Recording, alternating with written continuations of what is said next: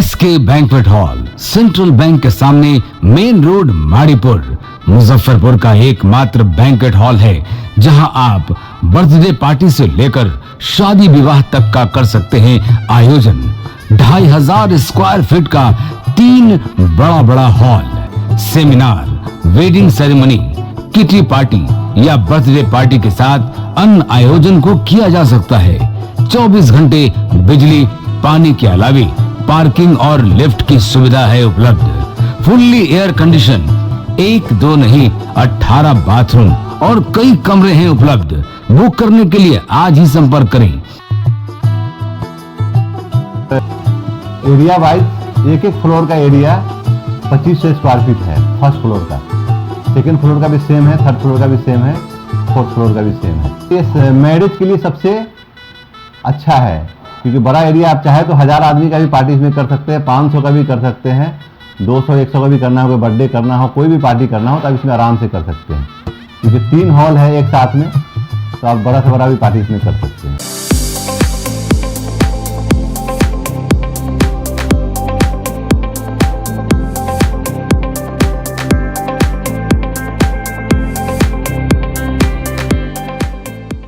इस शो के प्रायोजक है मां भवानी डेकोर प्राइवेट लिमिटेड, मतलब a complete floor solution, new 0 mile Dadar road, Muzaffarpur.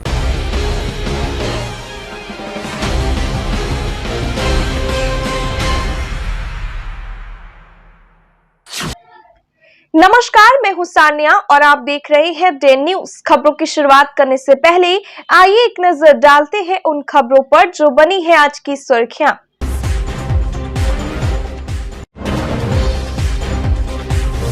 बहन की शादी से एक दिन पहले उठ गई भाई की अर्थी, पड़ोस के युवक ने ही गोली मारकर कर दी हत्या। मातम में बदल गया खुशी का माहौल।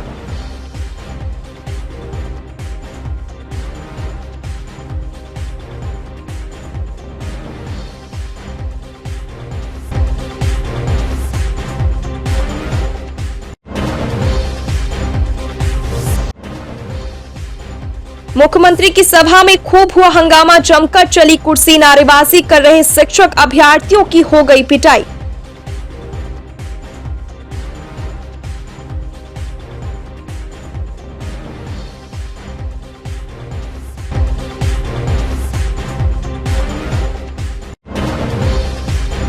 और 2 साल से पाकिस्तान की जेल में बंद है मुजफ्फरपुर का एक युवक। अधिकारी और नेताओं के चक्कर काट थक गए परिजन, नहीं सुन रहा कोई फरियाद।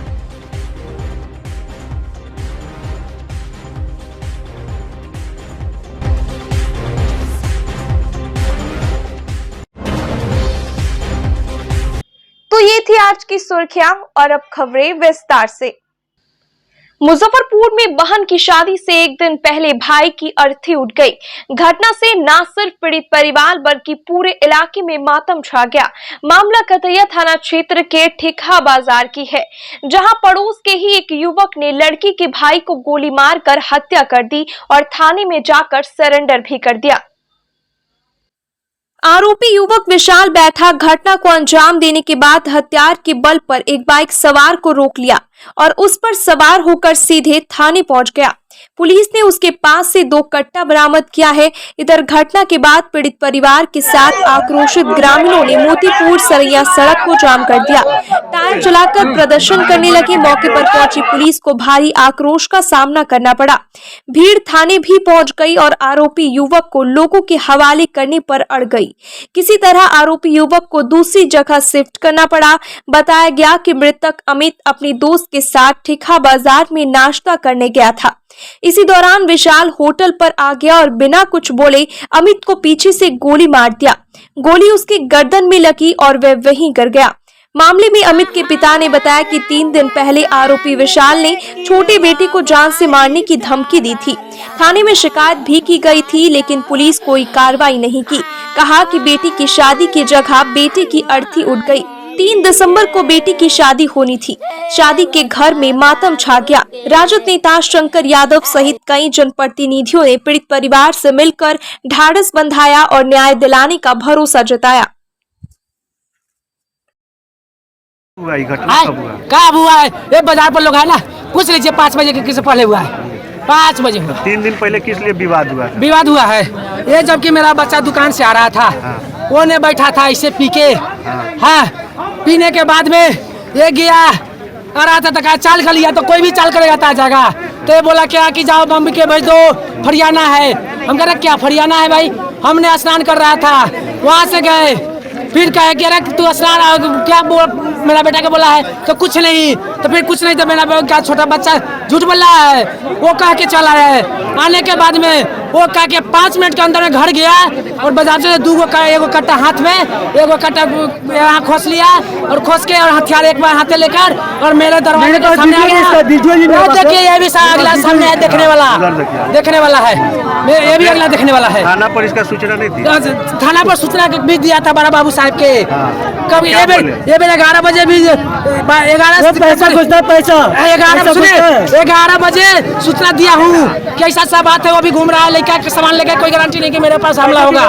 वो सरते भी बोले कि ठीक है जाओ हम आते हैं, लेकिन अभी तक ले नहीं गया। इसका मतलब पैसा लेकर सारा काम थाना मरवाया है। ये गोली कहाँ पर मरा है? मरा है यह चौक पर, नाश्ता करने के लिए दाहिना साइड यहाँ गोली लगा है। यहाँ आपका लड़का क्या कर रहा है? यहाँ मार्केट से हम लोग हरदी से आ रहे थे, इसको आगे भेज दिया। ये कहा कि मिठाई के ऑर्डर देना था, मिठाई के ऑर्डर यही था, वो नाश्ता के लिए पैक के लिए हुआ कि इतना देना है, जब तक के पीछे से गोली मार दिया। मेरा बेटी का बारात है परसों, सुनिए ना अब क्या कर रहा है। मेरे बेटी के बारात के चलते नाश्ता के लिए पैसा यहाँ हम लोग देने के लिए आया था ऑर्डर। अभी आप सड़क जाम किए हुए हैं, क्या मांग है आप? मेरा मांग वही है कि मेरा जैसा बेटा मर गया वैसे मेरा जो दुश्मन है उसका पूरा खानदान मरना चाहिए, कि कोई कमी ना हो, बराती हो कहीं मतलब कोई दिक्कत ना हो, कि मतलब कोई बेइज्जती वाली बात नहीं हो। लेकिन यहाँ सुनने के बाद आया पता कि ऐसा मतलब कोई प्रॉब्लम, ऐसा घटना है कि जो कि घर के बगल के लड़का मतलब कट्टा लेकर, देसी कट्टा लेकर, ये आज से यानी कल कट्टा लेके आया, 2 फायरिंग भी किया था वहाँ, ठीक है। उसके बाद मुखिया को, सरपंच को और ये थाना को सबको जानकारी दिया गया। हमारे पास वीडियो भी है, मुखिया सरपंच थाना को भी ये वीडियो मिला था, जो हमारे पास वीडियो रिकॉर्डिंग था। कट्टा चलाया था, जो कट्टा लिया था, 2 कट्टा था, एक फसुला था, ठीक है, एक कट्टा हाथ में लिया था, एक कमर में फंसा था। कौन था वो यही लड़के जो गोली मारा, ये क्या नाम था, विकास, उसका नाम है विशाल। हाँ विशाल नाम था। जहाँ घटना हुआ है वहाँ पर आप साथ में थे हम दोनों। वहाँ पर कैसे क्या हुआ? जैसे हम लोग कुर्सी बताकर ऐसे बैठे थे 2 लोग, ठीक है, नाश्ता ऑर्डर देके हम लोग बैठे। हाँ हम लोग बैठे कुर्सी लगाकर अपोजिट साइड, पीछे से आया, इसमें गता भी आया, जैसे हम देख लिए, हाथ पकड़े कट्टा को, लेकिन दूसरा कट्टा निकाल के ठोक दिया, ठीक है। फिर हम देखे गोली मारा, लेकिन कोई सटा नहीं। अच्छा, वहाँ पे कोई सटा नहीं है, यहाँ पे जिनका गाँव वाला था कोई सटा नहीं। फिर वो कुछ दूर गए, तब यहाँ पे हम चिल्लाते रह गए 10 मिनट तक, लेकिन कोई हमारा हेल्प करने नहीं आया। कितना हथियार था? क्या? कितना हथियार था उसका? 2 हथियार था, 2 देसी कट्टा था, ठीक है, दोनों में बुलेट भरा था, ठीक है। हम जहाँ तक कोशिश किया वहाँ पे उसका हाथ भी पड़ा, लेकिन दूसरा कट्टा निकाल के वो ठोक दिया। उसके बाद वो किधर भागा? उधर भागे आगे, सभी लोग गाँव वाले बाद में आए, मतलब गोली लगने के बाद जब दूर चले गए, 200 मीटर दूर गया, तो गांव वाला सब जुटा हल्ला करे, तो वो दूसरे गाड़ी वालों को कट्टा भी रखकर गाड़ी में बैठा आगे चला गया। उसका मौत जो हुआ घटना स्थल पर ही हो गया कि घटना स्थल में नहीं हुआ, कुछ मतलब प्राइवेट में मतलब कहीं गए, लेकिन सरकारी में बोला सरकारी में जाओ, लेकिन सरकारी में जाते जाते परसों यहाँ पर हम नहीं थे, दरवाजे पर हम सर्वे में थे, छोटका भाई था यहाँ पर मझिला, वो 2 एगो फैसा लेकर और 2 बंदूक लेकर हॉस्पिटल आया। आने के बाद में कहा कि मान लीजिए उसको घंटी बचों को कहा कि तुम बात बताने को भेजो, हमसे फरिया लेने के लिए। इतने कहानी हुआ, इतना बात कहूँगा मालूम कैसे। तो किसका बेटा है जो कहा आप लोगों को कि फरिया लेंगे? कैलाश बैठा का पोता है। अच्छा, तो वो क्या बोला, किस लिए, क्या विवाद था? अब क्या विवाद था वही बताएगा, कि काय से विवाद था नहीं था वही बताएगा। पहले से आप लोग को पता नहीं था कुछ की? हमें पहले था, मैं जगदीश बैठा का बेटा से, सारा काम है जगदीश बैठा का बेटा कराया है। को ने पैसा मुझसे मांगे, पैसा नहीं दे पाए, इसलिए वो नहीं पैसा मांगा आपसे। वो जो थाना अधिकारी जो उसमें मुंशी जो है देवेंद्र, वो मांगे, तो हम कहेंगे चलिए आइए दरवाजे पर दूंगा पैसा, बशर्ते नहीं दे पाए उस जगह, इसलिए वो नहीं आए। उसके बाद मेरा बच्चा को 5 बजे गोली लगी। कौन गोली मारा? विशाल रजक। फिर क्या हुआ? ठीक है, हाँ, बाजार पर। फिर क्या हुआ? लगने के बाद जबकि हमने हॉस्पिटल लेके गया, हॉस्पिटल से आया, बच्चा मर गया हुआ था, ले आकर रोड जाम किया। रोड जाम करने के बाद क्या किया कि जब ज्यादा लोग थे उस समय पुलिस प्रभाव नहीं डाला, और जब कम लोग हुए उसके बाद में वो लोग कहें कि मेडिकल के लिए कागज पे साइन करो। हमने साइन न करने के जुनून में जितने लोग 25-50 लोग थे वो लोग के चूतर पर मार के डंटा, मेरे को भी मार के और हमको भगा दिया गया और लाश लेकर चले गए। घटना की जानकारी मिली और हम लोग अभी कुढ़नी जो उपचुनाव है वहाँ पे प्रभारी बनाए गए हैं पंचायतों का, तो उधर ज़्यादा मतलब हम लोग समय दे रहे हैं। और हमारे प्रखंड अध्यक्ष सददेव पंडित जी हमारे साथ हैं, इनके संबंधी भी हैं जो जहाँ घटना घटी है। इन्होंने सुबह में जानकारी दिया कि इस तरह की मामला मतलब हमारे संबंधी में हुआ है। उसके बाद हम लोग यहाँ पे आए और मृतक के जो पिता है उनकी बातों को हमने गंभीरता पूर्वक सुना है। और पुलिस से अगर पैसा मांगा है तो ये बहुत ही निंदनीय चीज है। और जो घटना घटी है वो तो निंदा का पात्र है ही कि इस तरह का अगर सूचना देने के बावजूद पुलिस अगर निष्क्रिय भूमिका में रही तो ये जांच का विषय है कि क्यों आवेदन देने के बाद वीडियो मतलब उस वायरल करने के बाद भी पुलिस अपने संज्ञान में नहीं लिया, क्या कारण है। मुजफ्फरपुर के कुटनी में हो रहे उपचुनाव में शुक्रवार को प्रचार करने आए नीतीश तेजस्वी की सभा में नौकरी मांग रहे युवाओं की जमकर पिटाई की गई। शिक्षक पात्रता परीक्षा पास कर चुके युवकों ने सीएम और डिप्टी सीएम की सभा में नौकरी की मांग करते हुए नारेबाजी शुरू कर दी। इसी बीच राजद समर्थकों ने उन पर हमला बोल दिया, पीट पाट कर सबको भगा दिया गया। नीतीश कुमार का भाषण शुरू होते ये सब हो गया। बीटीईटी और सीटीईटी पास अभ्यर्थी 7वें चरण के शिक्षक नियोजन की मांग कर रहे थे। युवाओं ने नारेबाजी की, लेकिन मंच पर बैठे नीतीश कुमार और तेजस्वी यादव ने उनका कोई नोटिस नहीं लिया। ऐसे में नारेबाजी और तेज हो गई। कुछ ही देर में कुर्सी चलना भी शुरू हो गया। मुकेश कुमार रोशन जी, फतेह बहादुर सिंह जी, यहाँ उपस्थित माननीय विधान पार्षद श्री दिनेश सिंह जी, गुलाम गौस साहब, विरम साहनी जी, रेखा कुमारी जी, कारी साहेब जी, यहाँ उपस्थित पूर्व मंत्रीगण श्याम रजक, माननीय विधायक कांग्रेस पार्टी के जनाब यूसुफ सलाउद्दीन साहब, माननीय विधायक श्री दिलीप राय जी, श्री मुन्ना यादव जी, श्री विनय कुमार चौधरी जी, श्री राजीव कुमार सिंह जी, मुकेश कुमार यादव जी, मुकेश कुमार रोशन जी, फतेह बहादुर सिंह जी, यहाँ उपस्थित माननीय विधान पार्षद श्री दिनेश सिंह जी, गुलाम गौस साहब, विरम साहनी जी, रेखा कुमारी जी, कारी साहेब।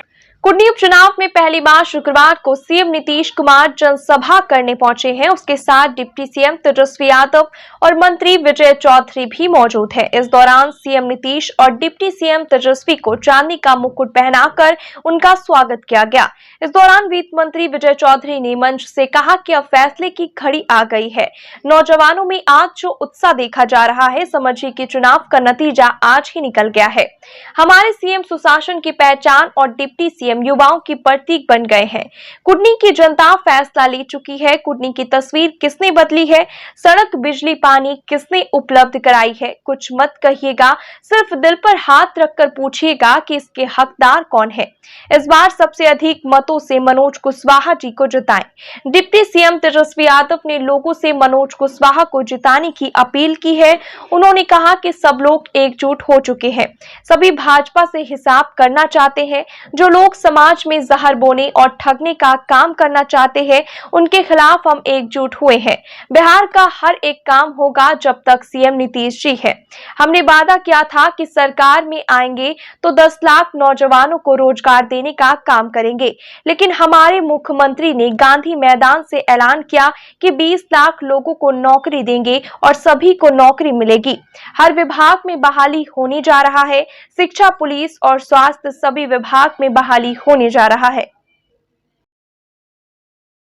जो दक्षिण बिहार जो सुखाड़ से प्रभावित रहता था, जहां गंगा जी नहीं है, वहां भागीरथी प्रयास करके नीतीश कुमार जी गंगा जी को गया राजगीर ले जाने का काम किया और हर एक घर को गंगा जल उपलब्ध कराने का काम किया इन्होंने। तो इसलिए एक एक काम आप सब लोगों का हो रहा है और हम लोग देख लिए हैं, जान रहे हैं, आप सब लोग मिल चुके हैं, हो गया, सब होने वाला है। आप लोग इंतजार, हो गया, बात चिंता मत कीजिए। तो इसलिए आप सब लोगों से हम आखिरी बार कहना चाहते हैं कि 2 क्रमांक नंबर ईवीएम मशीन पर, क्रमांक नंबर 2 पर तीर का निशान है और भले ही अगर मनोज कुशवाहा जी से अनजान में अगर गलती हो गई हो तो इनको आप लोग माफ करने का काम कीजिए। और माननीय मुख्यमंत्री जी और हम खुद यहाँ के इस विधानसभा क्षेत्र के, कुर्दी विधानसभा क्षेत्र के समस्याओं से अवगत है। हम लोग सब लोग मिलकर के इस विधानसभा के जो भी काम होगा इसको हम लोग पूरा कराने का काम करेंगे और एक साथ आप लोग हाथ उठा करके आश्वस्त कीजिए। तो मनोज कुशवाहा जी को जिताना है कि नहीं? पीछे से जितने लोग हैं हाथ उठा करके, ऊपर से जितने लोग हैं हाथ उठा करके बताइए। तो चुपचाप चुपचाप चुपचाप चुपचाप।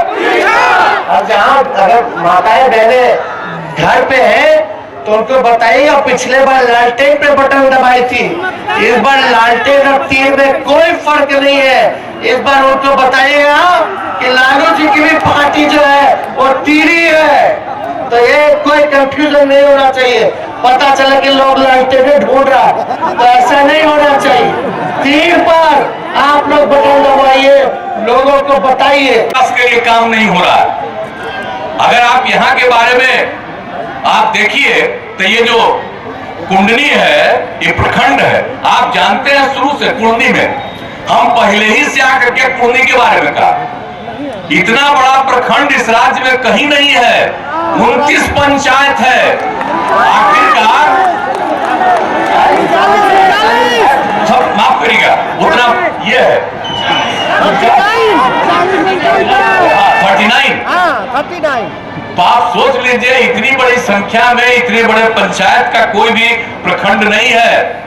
तो हम लोगों को पहले से ही पता है, इन सब चीजों के बारे में सोचे हैं और उसके बारे में जो नए प्रखंड बनाए जाने वाले हैं उसके बारे में भी चर्चा की है। वो उचित समय पर हो जाएगा, चिंता मत करिएगा।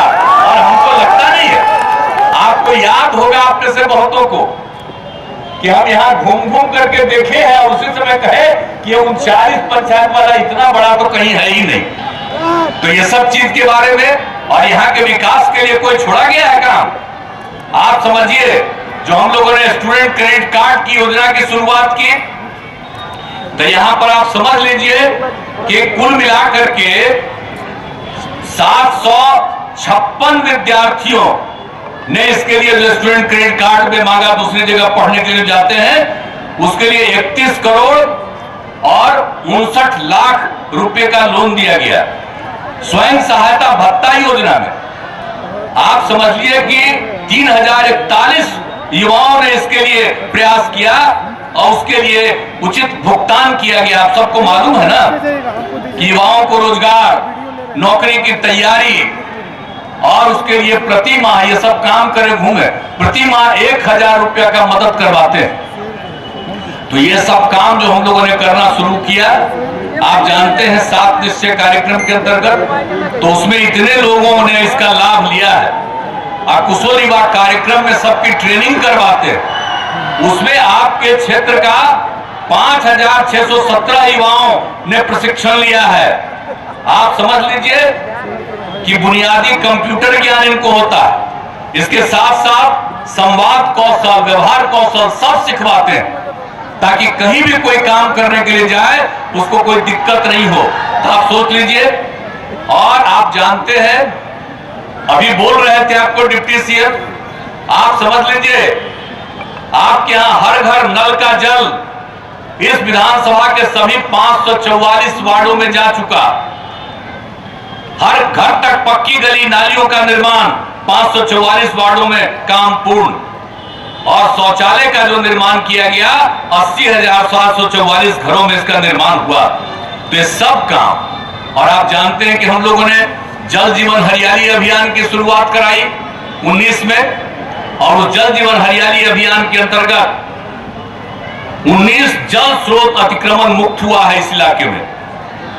60 पोखर तालाबों का जीर्णोद्धार हुआ है, 77 सार्वजनिक कुआं का जीर्णोद्धार हुआ है, और उसके साथ साथ 810 खोता का निर्माण किया गया, ताकि पानी नीचे जाए और उसका भविष्य में फायदा होता है। और 128 नए जल स्रोतों का सृजन किया गया। तो कौन सा काम नहीं कर रहे हैं। और आप समझ रहे हैं ग्रामीण इलाकों में और उच्च पथ का निर्माण, तो कुढ़नी विधानसभा क्षेत्र में 114 ग्रामीण पथों का निर्माण कराया गया है। इसकी कुल लंबाई है 290 किलोमीटर, और इस पर 125 करोड़ रुपए की खपत हुई है। कुढ़नी विधानसभा क्षेत्र राष्ट्रीय उच्च पथ पर अवस्थित है, और राज्य सरकार द्वारा NH 77 से प्रखंड एवं जिला के अन्य जगहों पर जाने के लिए अनेक पुल एवं संपर्क पथ का निर्माण किया गया। आप जानते हैं तुर्की सरैया के बीच में 3 स्थलों पर 40-40 मीटर के उच्च स्तरीय पुलों का निर्माण किया गया, बनाए गए। और रामचंद्र चौक से महुआ पथ तक 2 उच्च स्तरीय पुल बनाए गए हैं। आप ये समझ लीजिए कि कितना काम हुआ।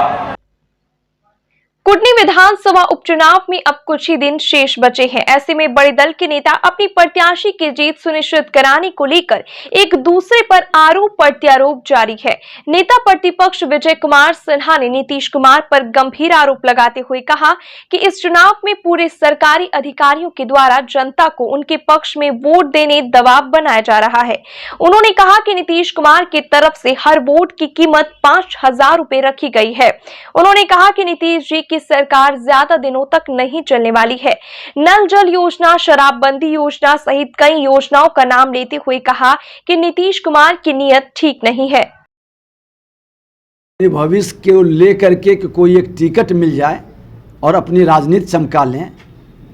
स्वर्ण समाज के संगठन के जो अध्यक्ष थे भूमिहार ब्राह्मण फ्रंट के माननीय सुरेश शर्मा जी, उनके जिला अध्यक्ष, उनके प्रखंड अध्यक्ष, सबने तो हम लोगों के ही प्रेस में सपोर्ट किए हैं। और कुछ तथाकथित लोग हैं अपनी दुकान चलाने के लिए कुछ खेलते हैं। ये प्रबुद्ध समाज है, और प्रबुद्ध समाज हमेशा राज्य हित, राष्ट्र हित और सबका साथ सबका विकास की भाव लेके चलते हैं। सामाजिक सद्भाव को बरकरार रखते हैं, जातीय उन्माद पैदा नहीं करते हैं। ये भी दिखाई पड़ेगा, इसका भी जवाब मिलेगा। और जो इस मानसिकता से आते हैं, मुकेश सहनी जी का क्या अभियान है कि बीजेपी को हराना है, जिताना नहीं है। वो जिताने की भाव कभी नहीं चर्चा किए, हमको बीजेपी को हराना है। तो पूरा कुढ़नी क्षेत्र के मतदाता बीजेपी को जिताने का संकल्प ले लिया है, लेकिन वो अपना परिचय इस चुनाव से देने जा रहे हैं, और वो बड़े कमजोर रूप में उभरेंगे। और नशा मुक्त देश बनाने का हमारा जो संकल्प है वो रहेगा, लेकिन गरीबों को तंग और तबाह करने का कोई भी वातावरण नहीं रहने देंगे। मैं इस पर गंभीरता के साथ विचार करेंगे। नशा मुक्ति का वातावरण लागू हो, लेकिन उसके नाम पर लोगों की तबाही न हो। व्यवहारिक नियम और कानून रहेगा।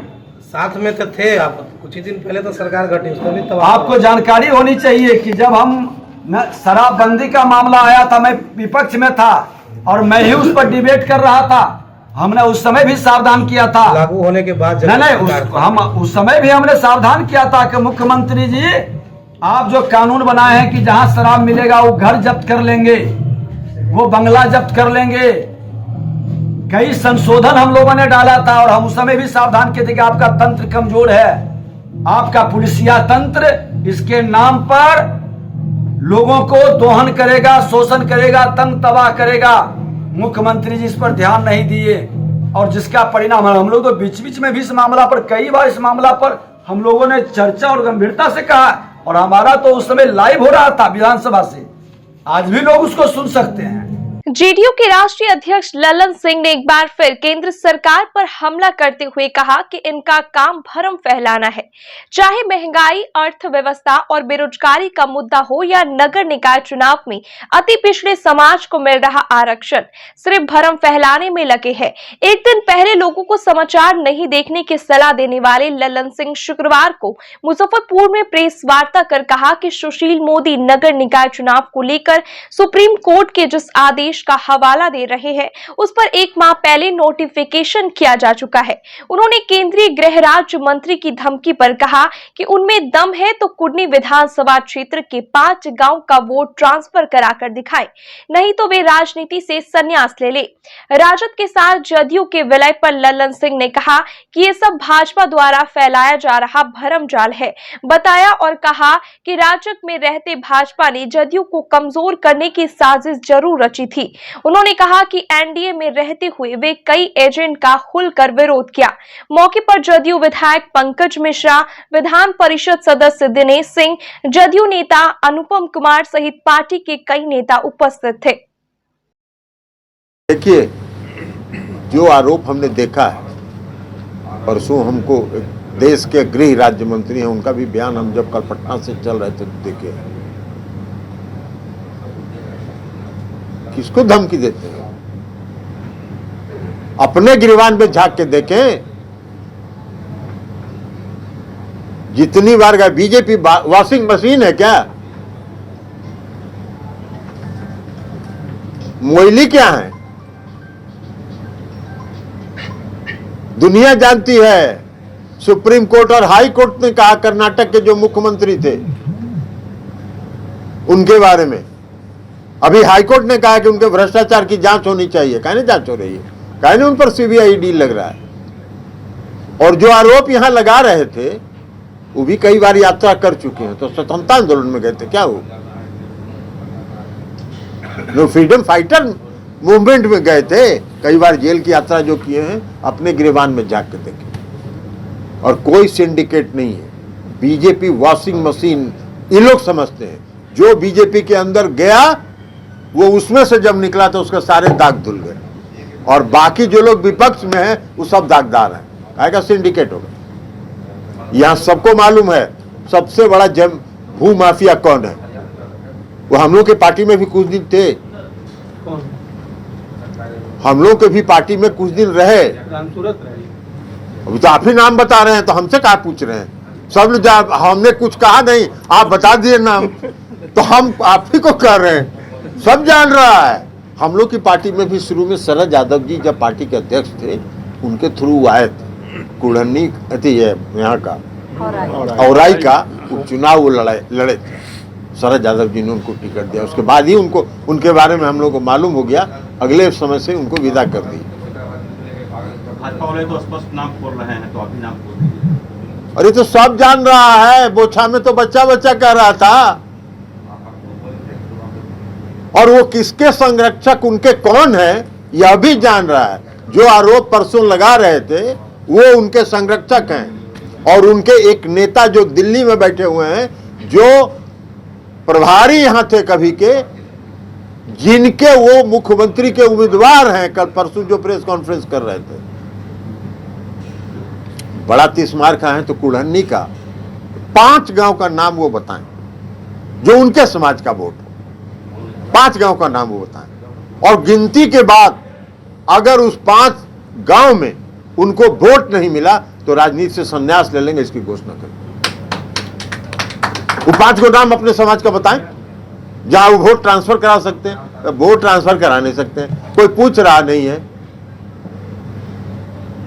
बैठ के प्रेस कॉन्फ्रेंस करके कोई सिंडिकेट है तो कौन माफिया है, ये सर्टिफिकेट आपको देने का काम है। अरे आप अपना बताइए ना, अपने गिरवान में जाके देखिए। जो कई बार जो यात्रा किए हैं अलग अलग जगहों पर और कई बार जो कई मुकदमे, देखिए नगर निकाय चुनाव में सुशील मोदी और भारतीय जनता पार्टी लगातार प्रारंभ से ये षड्यंत्र कर रही है कि आरक्षण व्यवस्था समाप्त हो जाए। जो फैसला हाईकोर्ट का आया उसके बाद सरकार ने एक्सट्रीमली बैकवर्ड कमीशन बनाया, अति पिछड़ा आयोग बनाया। उस आयोग की रिपोर्ट आ गई। जब उस आयोग की रिपोर्ट आ गई तो फिर इन्होंने एक आदमी को खड़ा करके भेज दिया सुप्रीम कोर्ट। अब सुप्रीम कोर्ट का आदेश का वो हवाला दे रहे हैं। सुप्रीम कोर्ट का आदेश हमने भी पढ़ा है। सुप्रीम कोर्ट ने 28 तारीख को यह आदेश दिया है कि अब कोई डेडिकेटेड ईबीसी कमीशन नोटिफाई मत कीजिए। तो हमको 28 के बाद थोड़ी हम नोटिफिकेशन कर रहे हैं, हमारा तो नोटिफिकेशन 1 महीना पहले आ गया। तो ये लगातार इस बात की भारतीय जनता पार्टी आरक्षण विरोधी है। ये 2015 के विधानसभा के चुनाव में ही परिलक्षित हो गया था, जब आरएसएस के प्रमुख मोहन भागवत जी ने यह बयान दिया कि आरक्षण की व्यवस्था पर पुनर्विचार होना चाहिए, आरक्षण की व्यवस्था की समीक्षा होनी चाहिए। ये जब उन्होंने बयान दिया था उसी समय स्पष्ट हो गया था कि ये लोग आरक्षण को समाप्त करने के षड्यंत्र में। अब अभी कह रहे हैं, आज देखा हमने सुशील मोदी का, भाई मध्य प्रदेश में अभी चुनाव हुआ है कुछ दिन पहले, इसी ईबीसी कमीशन जो स्टेट की ईबीसी कमीशन है उसके रिकमेंडेशन को सुप्रीम कोर्ट ने माना और यहाँ कह रहे हैं कि ना इसको कैसे मानेंगे। अरे वाह भाई, यार आप कहा नहीं सीधी बोलते हैं कि हम भारतीय जनता पार्टी अति पिछड़ों के आरक्षण के विरुद्ध है, हम आरक्षण समाप्त करना चाहते। बोलिए। मुजफ्फरपुर में आयोजित भाकपा माले केंद्रीय कमेटी की 3 दिवसीय बैठक के दूसरे दिन शुक्रवार को कई महत्वपूर्ण मुद्दों पर विचार किया गया। बैठक में पार्टी की महासचिव दीपंकर भट्टाचार्य समेत देश के कोने कोने से आए माले नेताओं की भागीदारी रही। बैठक में आगामी 15 से 20 फरवरी 2023 को बिहार की राजधानी पटना में आयोजित होने जा रहे पार्टी के 11वें महाधिवेशन की कार्यसूची और दिशा पर विस्तार से चर्चा की और कई जरूरी निर्णय लिए। बैठक में महाधिवेशन के विजन डॉक्यूमेंट पर गहन विचार विमर्श किया गया। बैठक में आने वाले लोकसभा चुनाव में भाकपा को हराने के लिए विपक्षी एकजुटता बनाने की भी बात कही गई।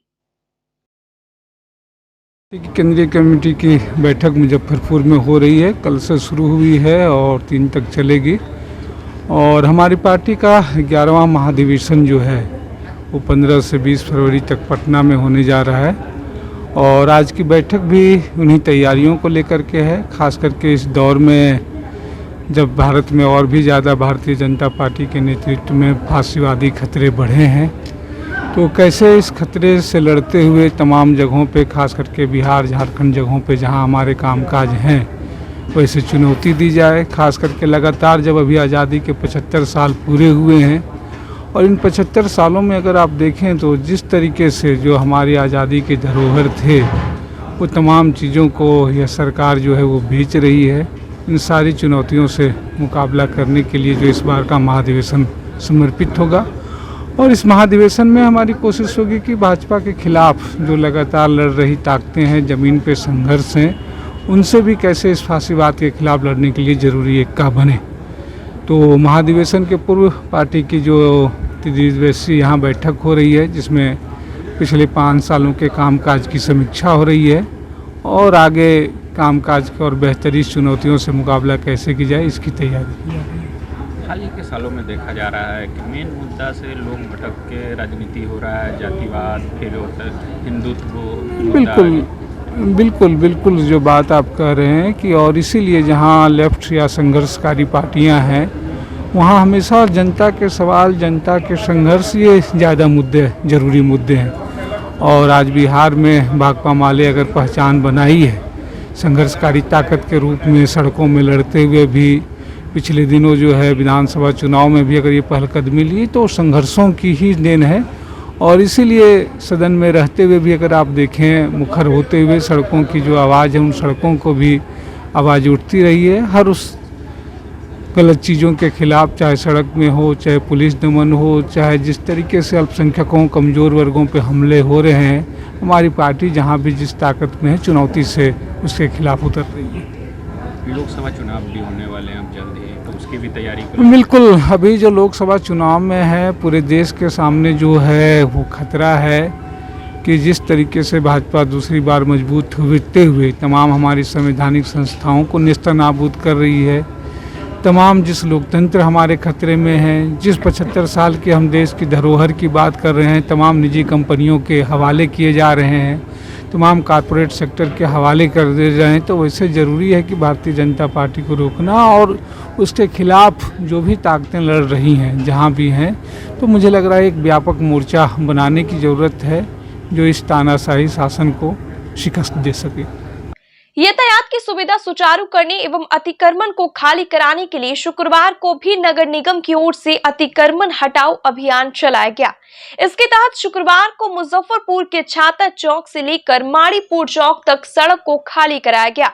अतिक्रमणकारियों को पहले खुद खाली करने के लिए नोटिस दी गई, लेकिन सड़क पर से अवैध कब्जे को खाली नहीं करने पर निगम प्रशासन ने अवैध निर्माण को बुलडोजर से ढा दिया। इस दौरान निगम प्रशासन को दुकानदारों का विरोध भी झेलना पड़ा, लेकिन सख्ती के सामने कोई टिक नहीं पाया। स्मार्ट सिटी योजना के तहत नवंबर महीने से ही लगातार सड़क से अतिक्रमण हटाए जा रहे हैं। हाई कोर्ट के निर्देश पर भी सड़क पर से अवैध कब्जे को खाली कराया जा रहा है। नगर आयुक्त महोदय के आदेशानुसार अतिक्रमण हटाओ अभियान कंटिन्यू 18 अक्टूबर से चल रहा है। ये 18 नवंबर से छाता चौक से लेके आज हम लोग यहाँ आगे माड़ीपुर चौक तक बढ़ रहे हैं। जो लोग अतिक्रमित स्थल को खाली नहीं किए थे, उन लोगों का शेड वगैरह, उन लोगों का दुकान वगैरह जो गुमती है, सब जेसीबी से हटवाया जा रहा है। स्मार्ट सिटी के मद्देनज़र साथ ही यातायात बाधित जो है, यातायात बाधित आम नागरिकों को कोई दिक्कत न हो, इस उद्देश्य से शहर को जाम मुक्त कराना है। बिहार के मुजफ्फरपुर का एक युवक 2 साल से पाकिस्तान के जेल में बंद है। वतन वापसी को लेकर परिवार वाले टकटकी लगाए हुए हैं। परिवार के साथ 4 बच्चों के दर्द को कोई सुनने वाला नहीं है। हर खुशी के माहौल में परिवार के चेहरे पर मायूसी छाई रहती है। दरअसल मुजफ्फरपुर के कटरा के तेहवारा निवासी बहादुर 2 साल पहले गुजरात के पोरबंदर में फिशिंग बोट पर काम करते हुए पाकिस्तान की सीमा में प्रवेश कर गया। बोट पर काम करने वाले सभी कर्मी को पाकिस्तान सैनिकों ने बंधक बना लिया। उस समय से मुजफ्फरपुर का यह युवक भी पाकिस्तान के जेल में बंद है। बहादुर के 4 बच्चे हैं। परिजनों का कहना है कि बच्चों का भविष्य खराब हो रहा है।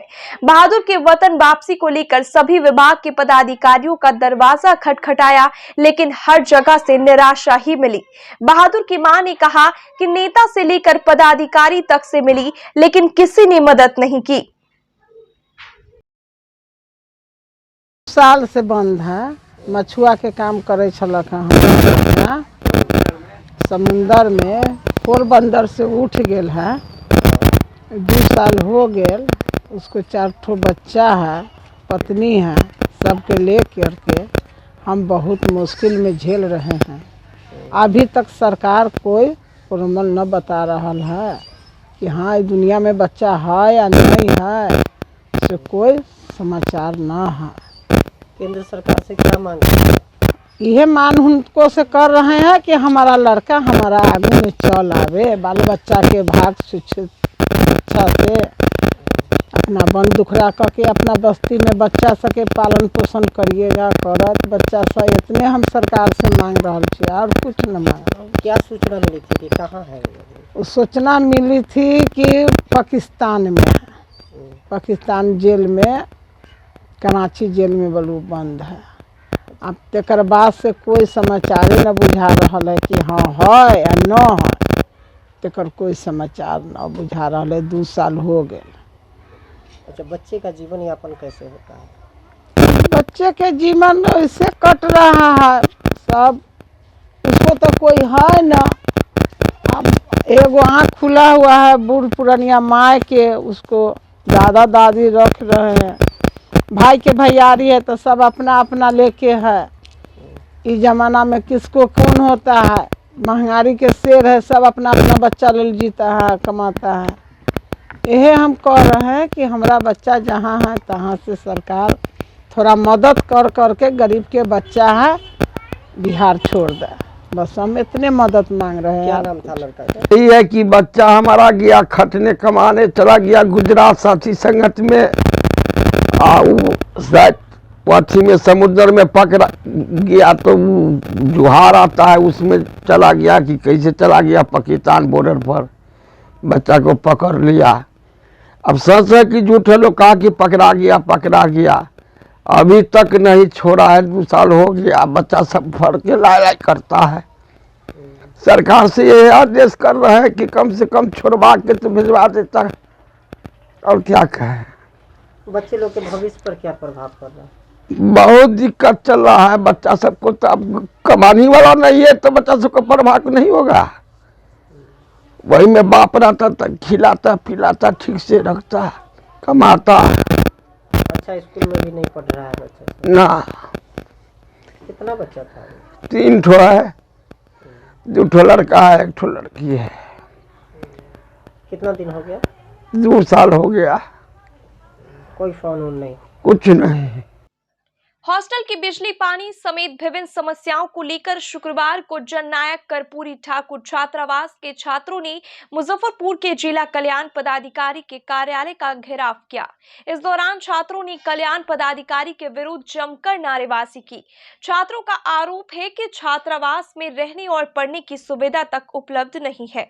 छात्र रवि रंजन कुमार ने बताया कि जब कोई अधिकारी विजिट के लिए आते हैं तो हॉस्टल में अखबार, पत्रिका, पानी, बिजली समेत सभी सुविधाएं उपलब्ध करा दी जाती है और विजिट के बाद सारी व्यवस्था हटा लिए जाते हैं।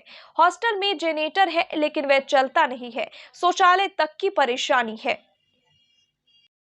मुजफ्फरपुर से आए हैं और हॉस्टल में विभिन्न सारी समस्याएं को लेकर के जिला कल्याण पदाधिकारी से कई एक बार मिल चुके हैं, लेकिन उसके बावजूद भी एक भी समस्या का समाधान नहीं हुआ। जैसे बहुत सारी समस्या में क्या है कि हॉस्टल के अंदर में जो कचरा निकलता है वो हॉस्टल कैंपस में ही रखा जाता है, एक बात। दूसरी बात कि जब डीएम सर या इस विभाग के जो प्रिंसिपल सेक्रेटरी सर विजिट करने आते हैं तब वहाँ पर दैनिक अखबार रखा जाता है, पत्रिका रखा जाता है, लेकिन उसके बाद भी कभी पत्रिका नहीं आया, एक भी मतलब दैनिक अखबार नहीं आता है। ये हम लोग का मांग है। दूसरी बात कि हम लोग को मतलब राशन दिया जाता है हॉस्टल के छात्रों को, लेकिन अप्रैल महीना के बाद 1 महीना का भी राशन नहीं मिला है। इस तरह से वहाँ पर जो बहुत सारी बकरियाँ आती है, बकरी आने के बाद किसी के रूम में घुस जाता है और मतलब उससे भी बहुत नुकसान होता है, किसी के खाना खा गया, मतलब इस तरह से भी की समस्या है।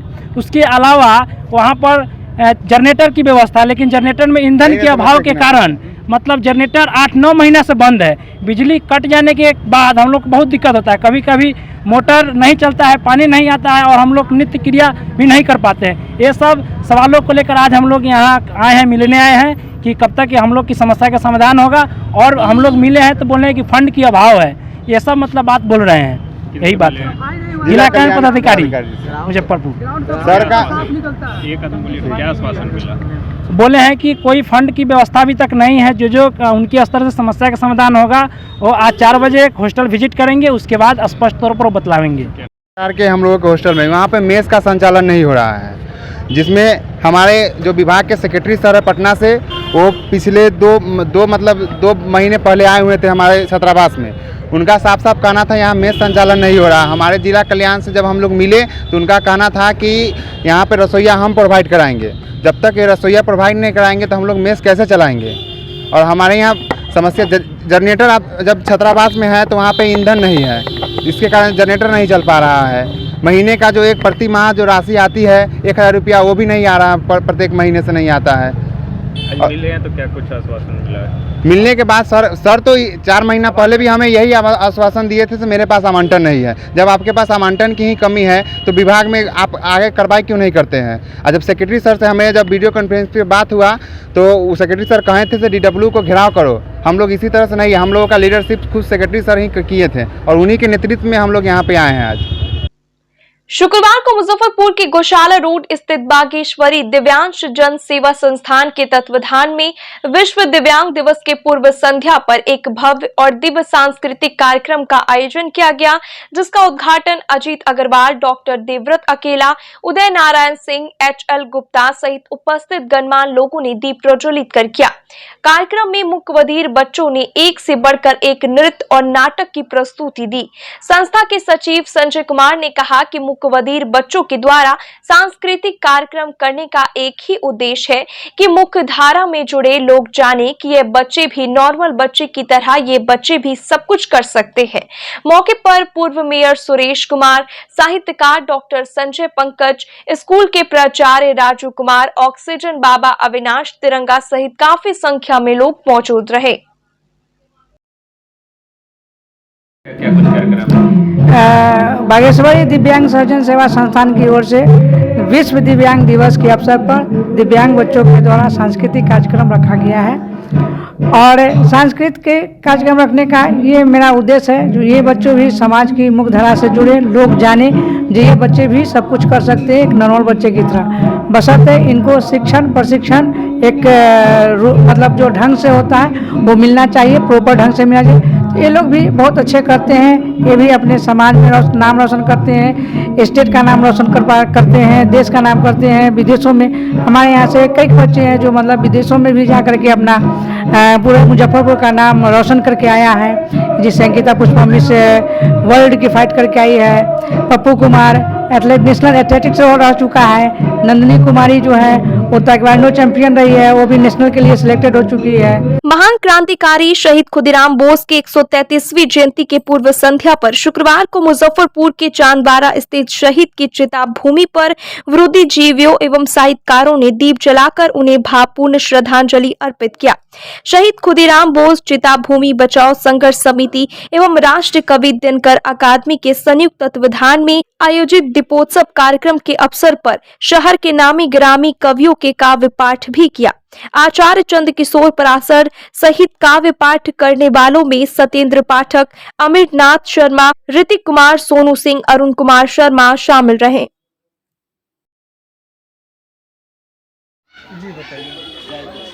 हम सभी जानते हैं कि देश की आज़ादी में इस देश के लाखों बलिदानियों ने अपने प्राणों की आहुति देकर और आज़ादी को हासिल किया। इसी में बंगाल के मिदनापुर ज़िला के एक नौजवान थे, 19 वर्ष के नौजवान खुदीराम बोस, जिनका जन्म मिदनापुर में 3 दिसंबर 1989 को हुआ था और वो मुजफ्फरपुर की धरती पर पहली बार बम का धमाका किए थे। उसके पहले किसी ने भी अंग्रेज़ों की छाती पर बम नहीं चलाया था और उनका निशाना था यहाँ का जो उस समय का अंग्रेज़ जज था, वो उनका निशाना था। इसके एवज़ में उनको फांसी की सज़ा दी गई, मुजफ्फरपुर जेल में रखा गया। केंद्रीय कारा उन्हीं के नाम पर देश आज़ाद हुआ तो रखा गया, शहीद खुदीराम बोस केंद्रीय कारा।